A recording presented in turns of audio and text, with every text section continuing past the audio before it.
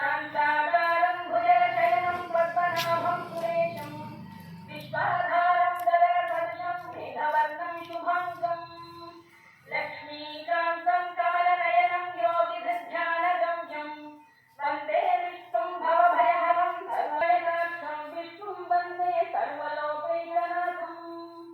नमः समस्तभूतानामादिभूताय भूभ्रमाय दाक्षमलङ्कृतं चन्द्राननं चतुर्बाहुं श्रीवत्साङ्कितवक्षसं रुक्मिणी सत्यभामाभ्यां सहितं कृष्णवक्षे సైనిక్ పాడగలిగితే అర్థం ఇంకా